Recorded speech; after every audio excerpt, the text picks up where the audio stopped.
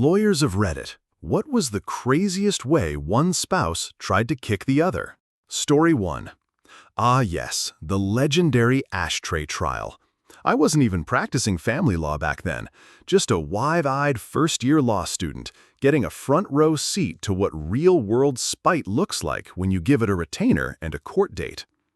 A visiting divorce attorney told us this gem during a seminar meant to inspire us to pick a specialty. Instead, it taught me one crucial thing. There's no fury quite like a financially solvent divorcee with a vendetta and disposable income. So this couple, wealthy, stubborn, and apparently allergic to resolution, had fought over everything. Property, furniture, vacation timeshares, presumably even the potted plants. But the real sticking point? A single ceramic ashtray. It wasn't even valuable in the conventional sense, just some sentimental relic from the husband's side of the family. Maybe it was his grandmother's, maybe it just held his last shred of dignity. We'll never know. They spent months, and close to $100,000 fighting over that little object. Hearings, filings, counterfilings, the kind of legal warfare that makes judges sigh audibly and clerks take long lunches. And finally, the wife won. She walked out of the courthouse that day, ashtray in hand, head held high. And then, in front of those pristine white courthouse steps, she lifted it and smashed it into 1,000 pieces. Left the ceramic confetti glinting in the sun like it was part of the decor. No appeal, no remorse, just pure, weaponized pettiness. From that moment, I made myself a quiet promise. I will never do divorce law. Because some people don't want justice. They want closure, and they want it loud. Story 2. I didn't handle the divorce itself. I was brought in later to help mop up the wreckage, and oh, what a glorious disaster it was. She'd gone AWOL during the divorce proceedings, completely off the grid, living out of a truck, emotionally unraveling by the day. No shows at hearings, missed filings, the whole spiral. So the court, trying to wrap things up, split the assets fairly. And that's where he, her charming ex-husband, showed his true strategic genius. He gave her 5 out of his 9 companies. On paper, a pretty generous move, half the kingdom, right? Except these were the 5 companies with crippling 7-figure payroll tax liabilities. And here's the chef's kiss, he had made her the bookkeeper on record for all of them. So while he walked off into the sunset with 4 clean, cash-flowing businesses, she was now the proud owner of 5 corporate corpses and a decades-long personal war with the IRS. A war she did not volunteer for. But paper trails don't care about your intentions, and the IRS especially doesn't. I spent years helping her try to claw her way out of it. Appeals, negotiations, hardship claims. She was broke, bewildered, and legally liable for decisions she never even made. But the signatures were there, her name was there, and the taxman is a patient hunter. So no, I didn't handle the divorce, but I handled the fallout of what happens when you hand over half your empire and make sure it's the half that's already on fire. Story 3. This wasn't my client. Thank God. But it did unfold in one of the family courts I practiced in, and it quickly became legend. Soon-to-be ex-husband, soon-to-be very sued. In the middle of a contentious divorce, he decided to send a message. Not a text, not an email, no. He scooped his wife's 6 prized koi fish out of her backyard pond, fish that had apparently been professionally bred, insured, and appraised north of $100,000, and dumped them on the front steps of their shared property. Alive? No, not anymore. The housekeeper found them first. Then the neighbor called animal control. By the time the lawyer got involved, the ex-wife was so emotionally destroyed that she couldn't even attend court. Unfit to testify, her counsel said. Severe emotional trauma, comparable to the loss of a family member. This being LA, the judge actually nodded in understanding. Now, to most courts, property damage is property damage. But in LA County, you kill someone's imported ornamental fish that have Instagram followings and genealogy charts? That's emotional terrorism. Needless to say, it didn't go well for him. The judge tacked on restitution, sanctioned his behavior as malicious, and, my favorite part, granted the wife primary residence plus exclusive rights to the garden and pond, even though the pond was now, effectively, a crime scene. You can cheat on someone, sure, but don't come for the coy. That's when it gets personal. Story 4.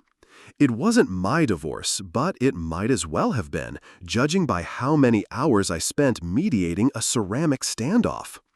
Both parties had money, time, and just the right amount of bitterness to weaponize every IKEA manual and dog-eared Amazon return label. We'd battled over everything: the Vitamix, the patio heater, even a half-burned candle she claimed he never appreciated properly. But nothing compared to the war over the rabbit. A mass-produced 1999 ceramic garden rabbit from Home Depot. No sentimental backstory, no family significance, just a vacant-eyed lawn ornament with a chipped ear and a role it never asked for. Symbol of ultimate victory. 3 separate meetings, 1 emergency phone call, multiple emails with the subject line, "Rabbit Update." Neither side would budge, because by then, the rabbit wasn't a rabbit, it was the last word. Whoever got it would leave the conference room feeling like they'd won. Eventually, someone did.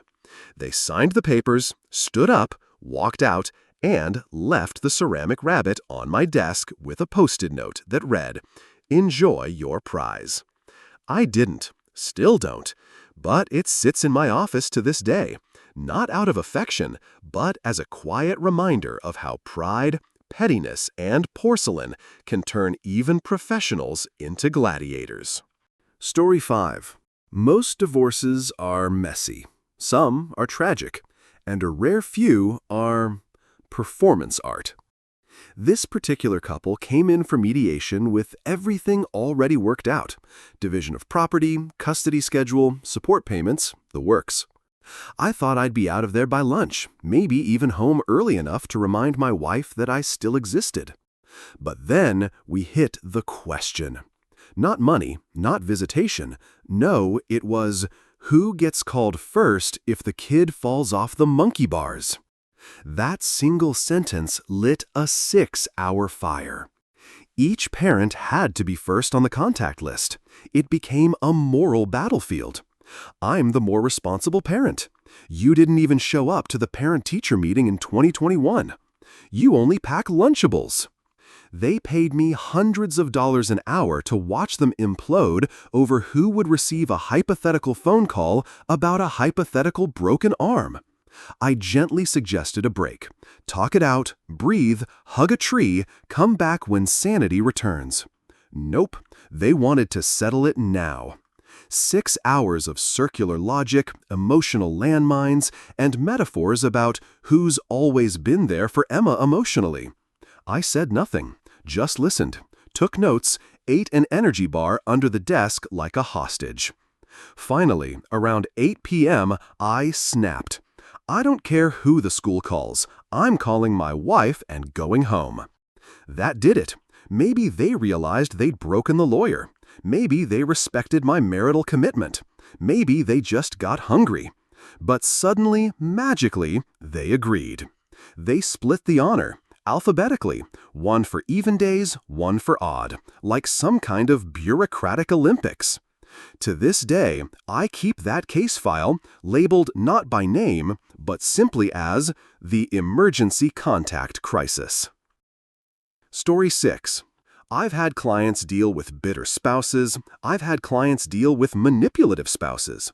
But this guy, he turned their divorce into a full-scale tactical operation. My client, a quiet, anxious woman just trying to survive the legal process, had been getting a steady stream of texts from her soon-to-be ex. Pictures of a gun, vague threats. Police shrugged it off.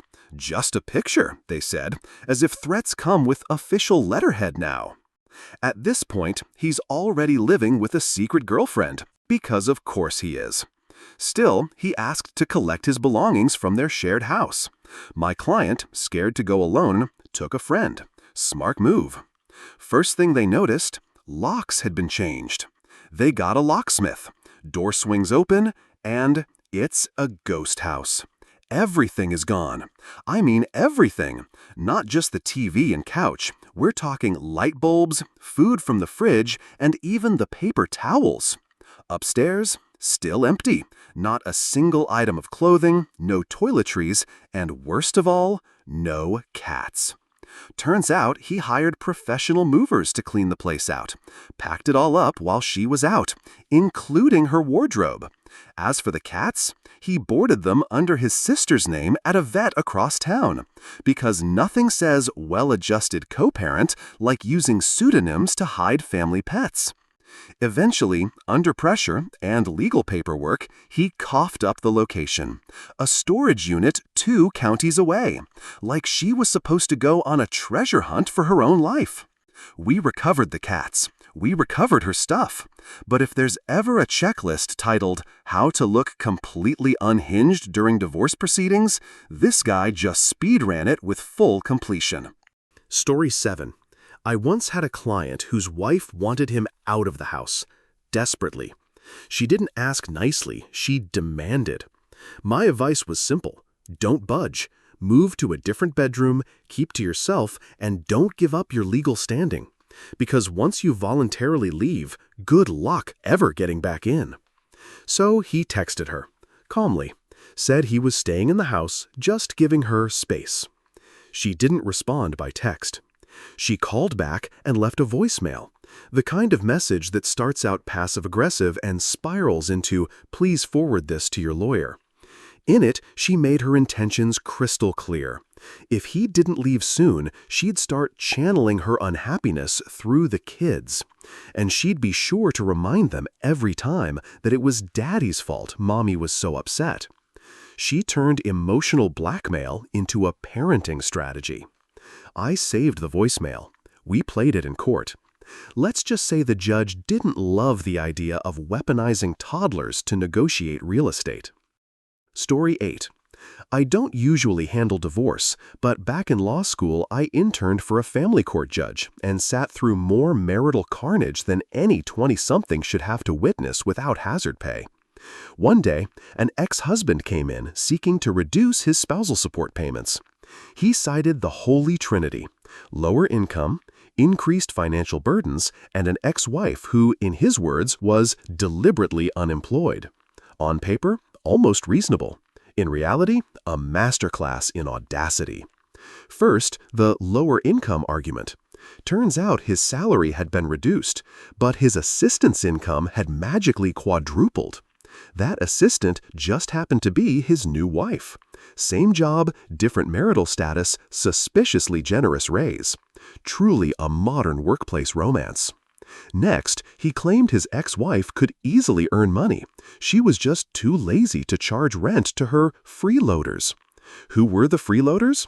Their 18-year-old twin sons, fresh out of high school and gearing up for community college.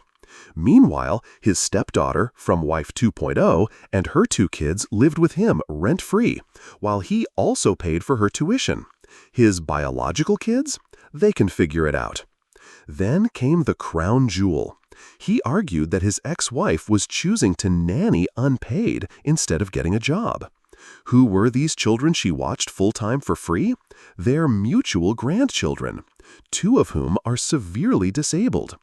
And finally, when questioned about his new financial obligations, he presented a list of 15 dependents he'd acquired through marriage in Mexico, none of whom he'd ever met. Cousins, siblings, in-laws, you name it. All of them now inexplicably his fiscal responsibility. He was stunned, truly stunned, when the judge declined to lower his payments. Somewhere between the weaponized assistant's paycheck and monetizing his own kid's existence, he lost the thread. But hey, at least his heart was in the right place, in a vault, behind a spreadsheet, next to the offshore dependents he couldn't name. Story 9. I once had a case that perfectly illustrates the chaos of mixing love, litigation, and Labrador puppies. The couple was divorcing, and of course, they couldn't agree on who should get the litter of Labrador puppies they'd recently bred. Each pup was worth about $1,000, but to them, it wasn't about the money. It was about control, and possibly spite, mostly spite. The real kicker? They were both behind on paying their legal fees. So, in a stroke of inspired absurdity, I accepted temporary possession of the entire 8-puppy litter as a sort of retainer on pause until they could sort out the settlement. I brought them home. For the next few weeks, my kids lived in a slobbery wonderland of flopping ears, wagging tails, and legal ambiguity. Eventually, the couple came to terms, probably driven more by the desire to reclaim their canine assets than anything resembling emotional closure. But for a brief, glorious moment, my house was the happiest courtroom in town. Story 10. I once represented a man in the middle of a painfully drawn-out divorce. His first wife had tragically passed away from cancer. His second wife, my client's soon-to-be ex, had initially seemed like a charming and supportive partner, but that mask cracked wide open as the proceedings dragged on. Somewhere in the middle of the mess, my client met someone new, a genuinely kind, affectionate woman who helped him piece his life back together. The two became inseparable, despite the ongoing divorce, and eventually got engaged. But life has a twisted sense of humor. She, too, was diagnosed with a terminal form of cancer. And that's when the second wife unleashed her most unhinged move yet. She developed a conspiracy theory. Not just your average emotionally charged accusation. No, she stood up in court and declared that my client had given his first wife cancer. That it wasn't just bad luck or tragedy, he had somehow caused it. And now, she claimed, he was doing the same thing to his new fiancée. Her lawyer, a competent one who clearly wanted no part in this tinfoil hat fantasy, wouldn't touch it. Didn't mention it in argument, didn't even question her about it on the stand. Instead, he passed the grenade directly to the judge by saying, "Your Honor, my client would like to address the court directly." I'll never forget that moment. The judge hesitated, as any sane person would, then gave a weary nod. And there she went, dead serious, wild-eyed, absolutely certain my client was a walking biohazard. She even claimed he might have tried to give her cancer too. There was a beat of stunned silence. I looked over. Her lawyer stared into the abyss, visibly regretting his life choices. The judge gave a long, slow blink that read as, "I don't get paid enough for this." And me? I just sat there, marveling. Because in nearly 20 years of practice, I've never seen a courtroom hallucination presented with that much conviction. Needless to say, the accusation didn't land, but it did become the unofficial moment the case stopped being a divorce and started being performance art. Story 11. I once represented a mother during a custody dispute. Briefly. Her ex-husband was allowed supervised contact with their children, monitored by court-appointed, nationally certified social workers. The supervision wasn't due to any misconduct, it was simply because he didn't yet have private accommodation. But that didn't stop her. She accused him of sexually abusing the children during supervised visits, under the constant observation of trained professionals. When that didn't gain traction, she pivoted to claiming his Indian flatmates were inherently dirty, as if racism might succeed where fabricated criminal charges had failed. After hearing her out, barely, I warned her very clearly that making false allegations of this nature could backfire catastrophically, as in permanently losing custody. She didn't like that answer, so she fired me. Then she started calling the office using different names, trying to get a second opinion that suited her narrative. Unfortunately for her, she had the same voice, the same story, and the same inability to keep the lies straight. Every lawyer she called spotted her immediately. That case was years ago. Now I work in insurance litigation. It's still brutal, still combative, but at least no one's faking identities to justify hate and sabotage their own children. Story 12. Client confidentiality doesn't apply when you're not a lawyer yet and just fixing computers for minimum wage. A guy came into the repair shop where I worked and asked for a full reinstall of Windows XP on his desktop. Classic request. I asked if he wanted a backup first. He said no, he had everything important already. Seemed a little rushed, but hey, not my business. A couple hours later, I've nuked the drive, well, nuked as in quick format and fresh install, and in comes a woman, out of breath, ID in hand. She asks if I've got a machine under the name Smith. I confirm, and she says it's her husband's. Then she drops the real reason for her visit. He's trying to erase evidence of the affair and embezzlement from our business. I tell her, good news, lady, he asked for a reinstall, not a secure wipe. Windows is shiny and new, but all the juicy stuff? Still sitting there in the shadowy corners of the hard drive. I call him out of courtesy. Let him know his wife's here, and she wants the machine. He just says, cool, give it to her. Says it's wiped clean anyway. Sure, pal. I spend the rest of the evening recovering every file I can. Emails, bank records, text logs, the works. She buys me pizza and Mountain Dew like I'm some kind of nerdy hitman, and I hand her not one, but 3 USB drives of digital doom. She calls him right from the store and starts reading the emails aloud. He never came back, which is honestly a shame because I was ready to invoice him for data recovery. Story 13. Divorce brings out the worst in people, but this was cruelty, plain and simple. My client was trying to keep himself afloat, emotionally, financially, everything. His wife had been caught sexting other men. The trust was shattered, and the divorce followed quickly. They didn't have much to split, some debt, a couple of pieces of furniture, and 2 dogs. One dog had been his for years, before they even married. She was 7, old, loyal, and his emotional anchor. The other, a younger dog, had been adopted during the marriage to keep the older one company. When we were finalizing the division of property, he just wanted peace. He asked for his original dog, no argument. His ex insisted she get the second dog, claimed it was only fair. He agreed. The next day, she had the dog euthanized. Not because it was sick, not because she couldn't care for it, just to hurt him. Some wounds in court aren't physical or financial. Some are acts of pure malice, and those cut the deepest. Story 14. I've seen betrayal show up in many forms, but this one still hits hard.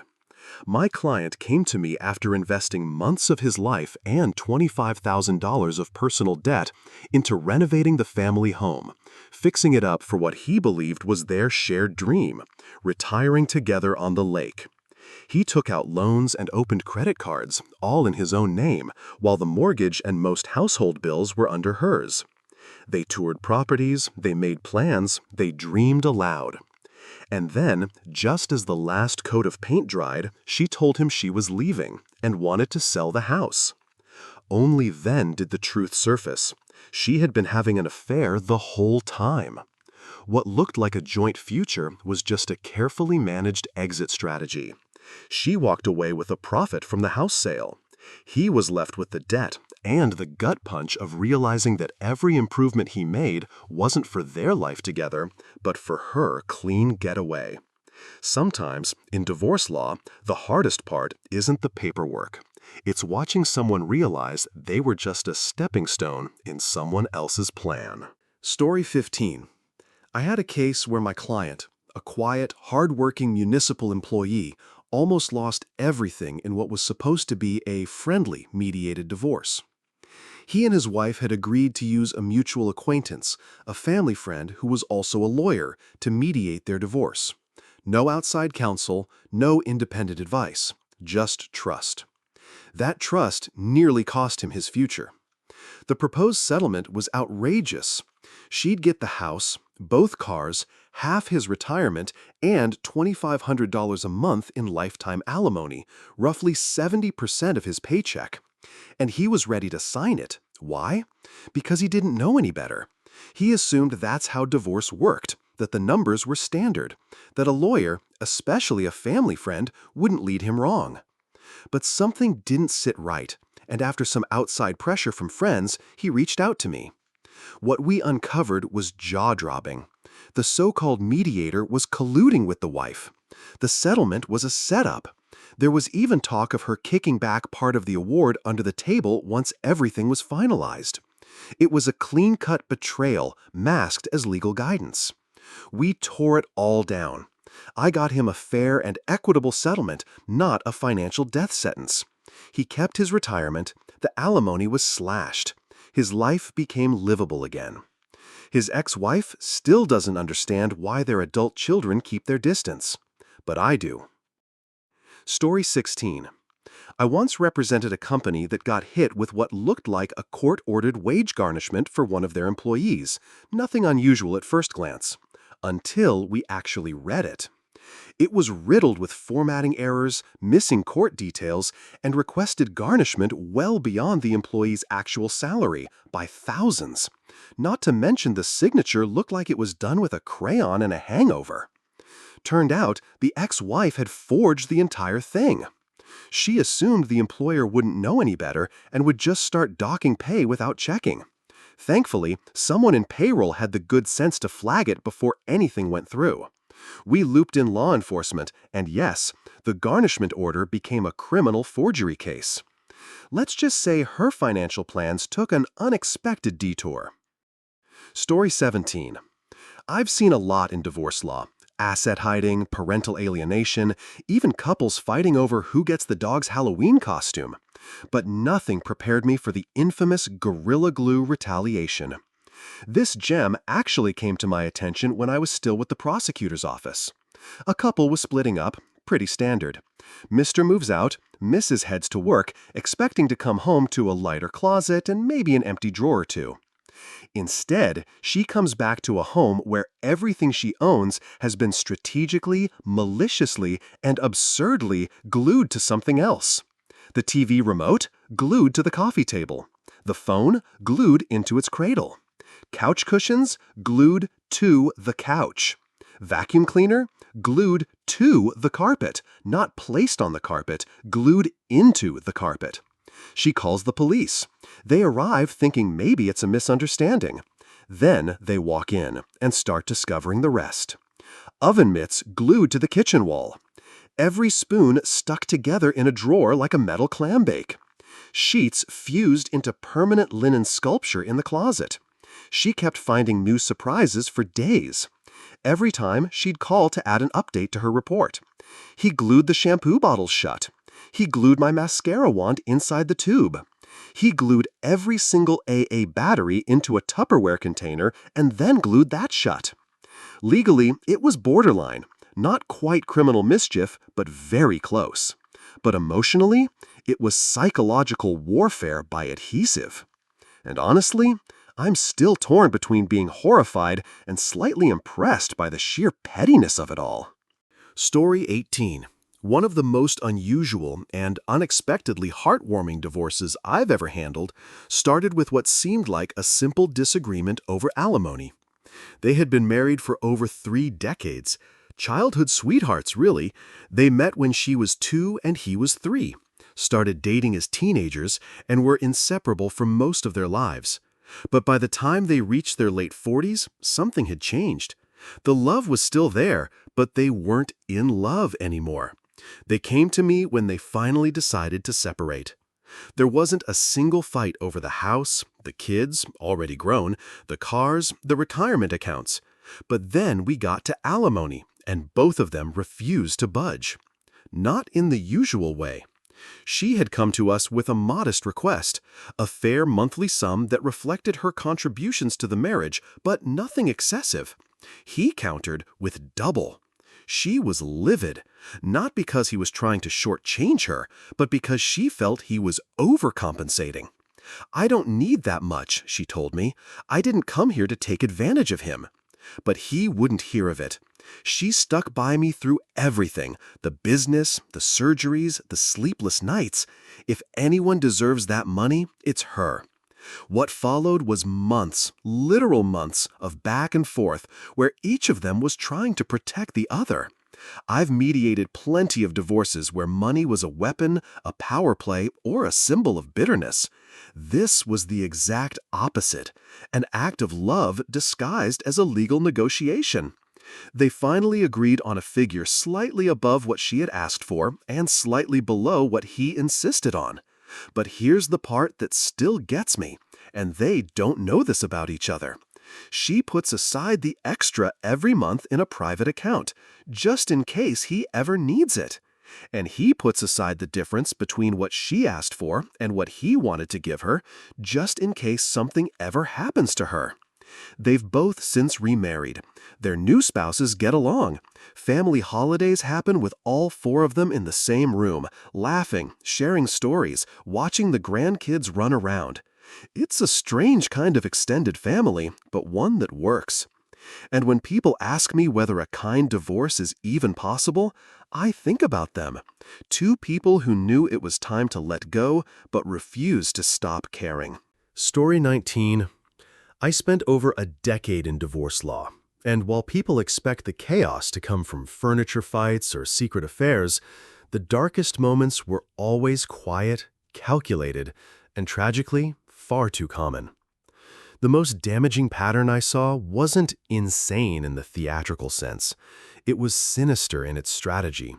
A spouse, often during a high-conflict separation, would allege child molestation or domestic violence, not out of concern for safety, but as a legal tactic. The goal? Immediate full custody, a restraining order, forced removal from the home, and most crucially, a shift in the status quo. In family court, status quo is king. Judges are deeply reluctant to disturb an arrangement once it's in place, especially when children are involved. So once one parent is painted as dangerous, even if there's no foundation to it, the damage is done. The other side is then left climbing out of a legal and emotional pit, sometimes for years, under investigation, supervised visits, court-mandated therapy, psychological evaluations, all while the children are caught in the middle. Child Protective Services, in theory a safeguard, often becomes a wild card.